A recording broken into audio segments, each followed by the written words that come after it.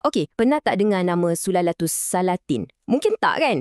Tapi macam ni lah, lupakan semua buku teks sejarah yang, yalah, bosan tu. Sebab ini sebenarnya epik purba kita. Penuh dengan drama, misteri, aksi, semua yang boleh buat anda tak senang duduk. Soalan dia sekarang, betul ke sejarah kita ni lagi late daripada siri Netflix? Apa kata kalau saya cakap, ya, sejarah kita ni sebenarnya lagi gempak, lagi banyak plot twist daripada apa-apa siri yang anda tengah binge watch sekarang. Serius, saya tak main-main. Baiklah, ramai antara kita kenal karya ni dengan nama Sejarah Melayu kan? Tapi itu sebenarnya bukan nama asal dia. Nama yang sebenar, yang original adalah Sulalatus Salatin. Dengan nama je pun dah lain macam kan? Dari sini je kita dah boleh agak. Mesti ada banyak cerita belakang tabir yang kita tak pernah tahu. Dan nasib baik, kita ada seorang wira akademik, A. Samad Ahmad. Beliau ni, dia bukan setakat edit-edit teks lama tau. Apa yang dia buat ni lebih kepada satu misi menyelamatkan sejarah. Dia kaji, dia teliti, dia susun balik semata-mata nak bagi kita versi yang paling tulen, yang paling dekat dengan naskah asal yang dah lama hilang.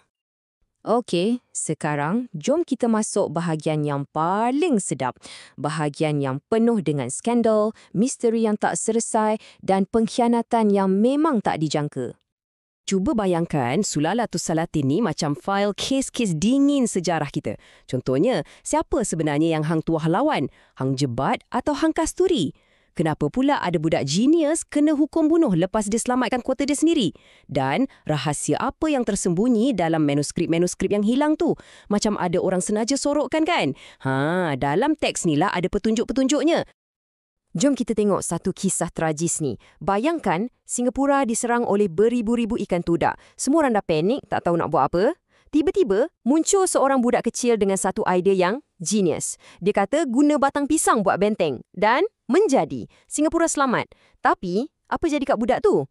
Pengakhirannya, dia dihukum bunuh. Sebab, pembesar istana risau budak ni terlalu bijak dan akan jadi ancaman satu hari nanti. Tragik kan? Okey, ni lagi satu misteri. Dalam versi-versi lama Sulalatus Salatin, langsung tak ada cerita pasal hubungan antara Melaka dengan kerajaan Goa kat Sulawesi. Langsung. Tapi, dalam versi yang dah dipulihkan ni, ada pula kisah penuh pasal perikatan tu. Ini bukan setakat bab yang tercicir tau. Ini benda yang boleh ubah cara kita faham pasal jaringan diplomatik Melaka dulu. Persoalannya, kenapa cerita ni hilang? Adakah ia sengaja dibuang? Dan kalau ya, kenapa? Kadang-kadang benda paling kecil pun boleh ubah sejarah. Tengok ni, gelaran Raja Kedua Melaka. Gara-gara salah eja, orang ingat gelaran dia Sultan Megat. Padahal yang betulnya Sultan Mahkota. Cuba bayangkan, satu huruf je beza, tapi maksud dia lari habis. Benda ni tunjuk betapa pentingnya kita kena jaga sejarah kita betul-betul kan?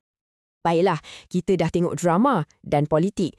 Tapi Sulalatus Salatinnya bukan itu je. Dia juga bawa kita masuk dunia fantasi dan ajar kita pasal hikmah-hikmah yang relevan sampai sekarang.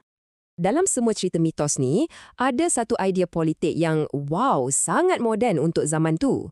Dipanggil wa'adat ataupun perjanjian.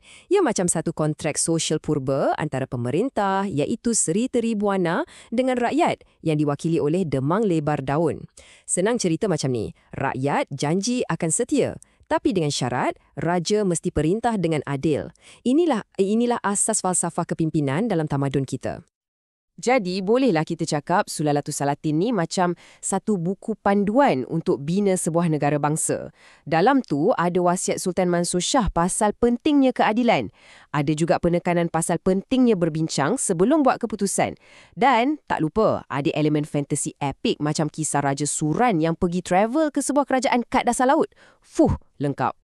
Jadi, lepas semua cerita pasal drama, hikmah, fantasi ni semua, soalan besarnya, apa kena-mengena dengan kita hari ini? Kenapa epik purba ni masih penting? Sebabnya, Sulalatus Salatin ni bukan sekadar koleksi cerita-cerita lama. Ia sebenarnya macam pintu gerbang. Pintu untuk kita faham drama, kebijaksanaan dan warisan yang membentuk siapa diri kita hari ini. Boleh kata, ia ni macam DNA budaya kita, cerminan jati diri kita. Jadi nampak tak? Persoalannya sekarang bukan lagi menarik ke tak sejarah kita ni. Persoalannya ialah dengan semua lapisan cerita, hikmah dan rahsia yang tersembunyi ni, Easter egg apa yang anda pula akan jumpa dalam teks ni? Epik ni sedang menanti. Selamat meneroka.